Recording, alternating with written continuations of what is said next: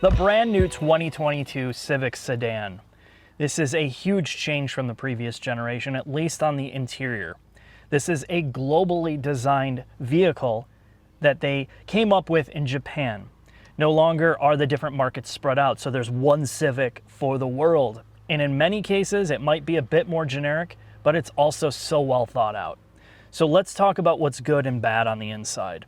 But when you look at what some of the competition is doing, like VW, and VW wants to go for this clean aesthetic, getting rid of all the physical controls, and some of the other manufacturers, they're big on touch everything. This car finds a perfect balance of how you're going to be using this every single day. There's no gloss black plastic on the doors by the switches. The entire center console where you're interacting with and putting things on all day has a silver matte texture to it with a little bit of design and sparkle, so it doesn't look like just a generic slab of plastic.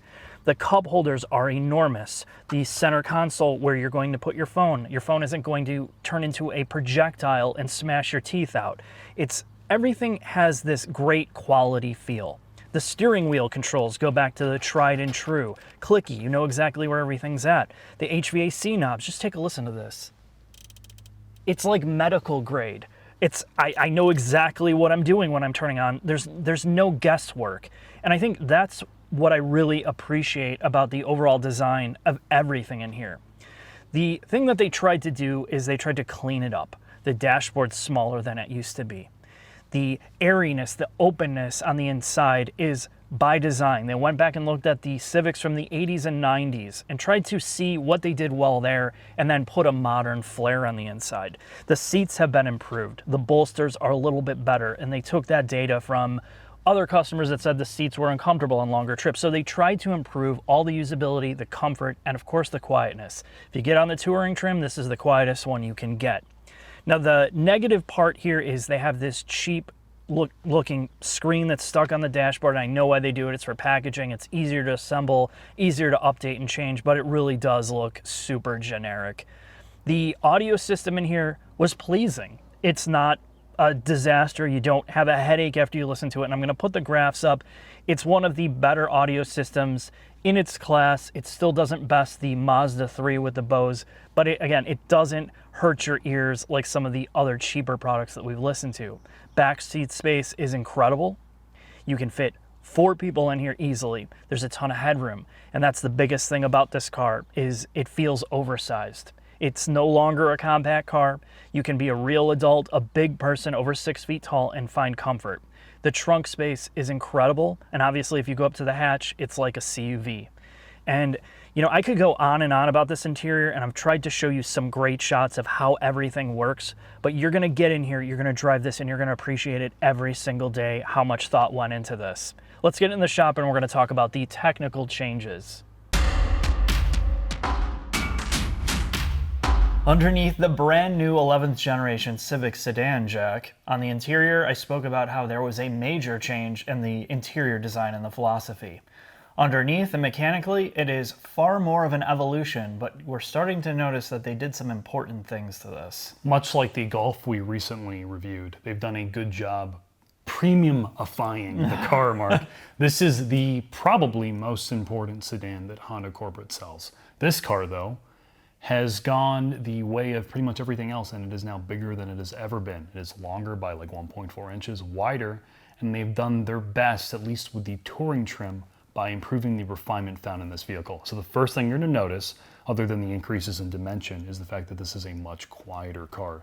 Some of the noise reduction measures are only done in this touring. There's a split between the touring, sport, and the other base trim And that's levels. really important to know if you're test driving this, because when we're talking about how quiet this is, it only applies to this car. And there's multiple parts of this car, from the rear, the fender liners, the under part of the carpet in the back. They're adding more insulation in strategic places, so it's not just like, well, we're gonna put a panel here. So the touring is definitely amped up in that regard. The body structure of this car is also more rigid than it's ever been. It is 8% torsionally more rigid than it's been in the past, and 13% more under bending. And one of the ways they've achieved that is they have moved the front subframe from steel to aluminum.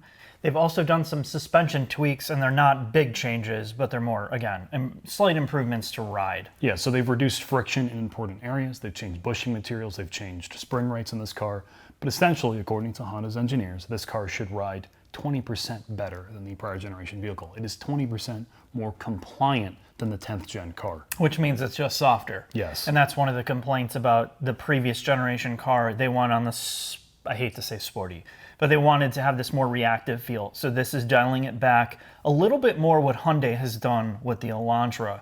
The other nice thing about the Civic is a lot of this is tried and true. So you can still get at everything. You don't have adaptive dampers here. So if you have a problem with the suspension, parts are going to be cheaper. This is exactly, as a global car, Honda has designed this for every market. So they haven't gone out and built a Civic for the UK, a Civic for the US, a Civic for Canada. So that allows a lot more resources to be thrown at a singular product. But the negative part is it has to be more it has to be a car for everyone. So let's talk about the engine options. So you have two engines in this car. You have a naturally aspirated 2-liter and the tried and true 1.5 liter, which is a turbocharged engine. In the past, just like this one, you still have a CVT only on the sedan. However, they do still have a manual option in the hatchback, which we'll be reviewing in the future. Yeah, and it gives a good option. One of the things they've done is they've retuned the CVT again to make it feel more like a conventional transmission, and this is always going to be an argument between people. Why even bother with a CVT if you're trying to make it feel like an automatic? And the truth is, it's less weight, and it is able to eke out maybe 1 or 2 more miles per gallon in that highway cycle, and that's what a lot of this is about, from engine design, transmission design. It's CO2, it's the emissions regulations, and the fuel economy that's so important here. They have made some alterations to tuning of the engine as well, and some internal changes to it, which we don't have all that information yet, but they have made some improvements to the 1.5 liter turbo and the way that it performs. There's less kind of lag at the bottom end, and I think a lot of it is just engine mapping. Yeah, they've also changed the way variable valve timing works in this engine as well. They've done some subtle improvements to the CVT to make it feel a little bit more like a traditional gearbox. But with all that, Mark, I think it's time for us to get on the road. All right, let's do it.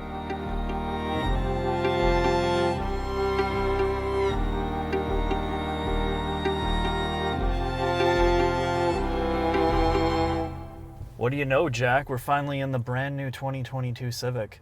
1.5 liter CVT sedan. That start-stop feels smoother already. Let's get this off the line.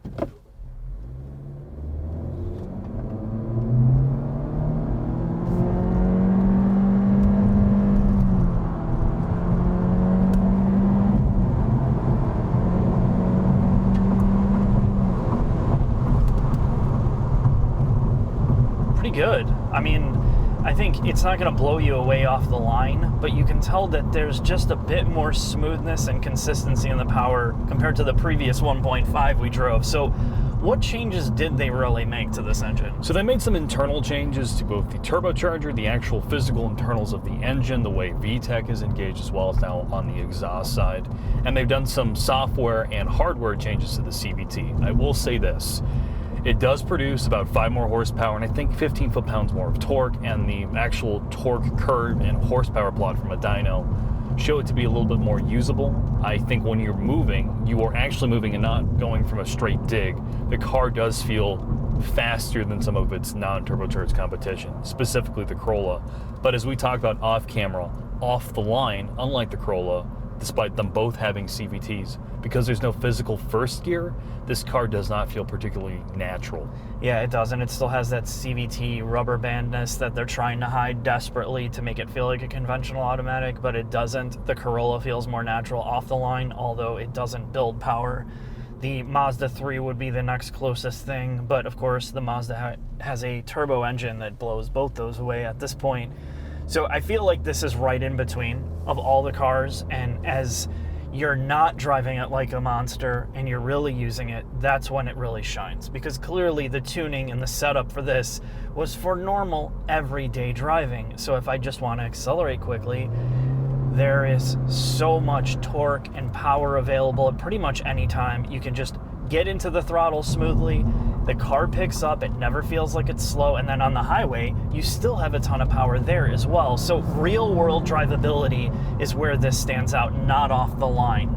They've improved smoothness and ride, which you notice immediately. Yes. And of course, this is quiet because we're in the touring, and it still has that Honda somewhat tire noise, but it's greatly reduced compared to the previous generation. And overall, this car is a massive improvement compared to the previous generation car just putting around. And you spent a lot more time in this than I did. What's your feeling? This is someone who is not the biggest fan of the prior generation Civic. Yes, the 10th gen Civic was the most usable in its class. This carries that on. This is a very usable car.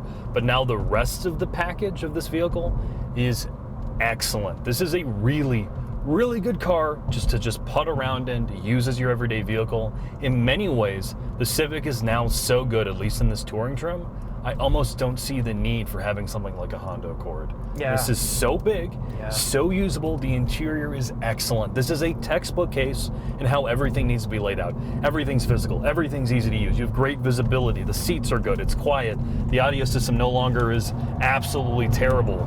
It's relatively sporty for a normal car to drive. It's got, I'm not gonna say great body control, but it's fun. It's a great balance between not feeling like a couch, but still damping every single horrible pavement imperfection. It takes the rough edge out of everything while it still maintains its flatness if you're driving a bit harder. And you get out of some of these cars that are more softly sprung, like the Elantra feels soft, similar to this, but it doesn't have the balance overall. The 360 part of this car, exterior, interior, drivability, power, comfort. There's a sense of solidity that this car has that the Elantra does not have. It's lost some of its exterior character. It's lost some of its youthfulness, and in this approach to make it feel like this old new thing of cleanliness, the outside is way more neutered. But again, all of that is subjective. I think this is one of the best compact, well, I don't even know, it's not really a compact car anymore. But entry-level passenger sedans, and the last thing I'm going to bring up before we get on the final thoughts, they've revised all the safety systems in this car as well. Lane keep assist works better than it ever has in the past. This is the modern set of Honda or Acura safety systems found in this car, and everything works the way it's supposed to. I think the next thing what we really need to do, Jack, is to get the Corolla together with this, the Mazda 3, and that's and the Elantra, and put all four of them together back to back to really kind of break down which one is the best. But at this point, and you said the same thing, if I had to have a real car that I was going to use every day, this is number one, mainly because of the interior cabin and the space that you have. It feels so open, and it is exactly what you want, and that's where the Mazda 3 suffers. I would say the Mazda 3 would be your best choice, but this really is This is far more useful. You have a real trunk. You can fit 4 full-size adults in this car, spend a lot of time in it, take it on the highway, drive it in traffic, and never worry about space, usability, or comfort. I agree with that. I think I'm going to get into the final thoughts, Jack, and sum up everything this entire video has covered. All right. Final thoughts on the new Civic Sedan. I was excited for this car because it's not a toilet on wheels. It's not as disposable. And when you take a look at what they've done to improve this car, at least on the interior space, it is remarkable. There's a trend, and you see this with automakers such as Hyundai and Kia, who are trying to find their identity and playing with touch controls, and now VW that is removing all physical controls, and you look at what a breath of fresh air this is. It's so enjoyable to be in, it's easy to use, it's low stress, and the big thing, it doesn't feel like a turd. It is really nice to be in. Even if you're in and out of super expensive cars like we are, it's just a joy to drive. They still offer a manual trans, at least at this point, on the sport trim levels, which is great. Now, the exterior styling has been changed, and it's going to be an argument. I'm not going to even go there, but we know that Honda has done this. They go from conservative to kind of youthful to fun, and then back to conservative, and I feel like this is the same thing.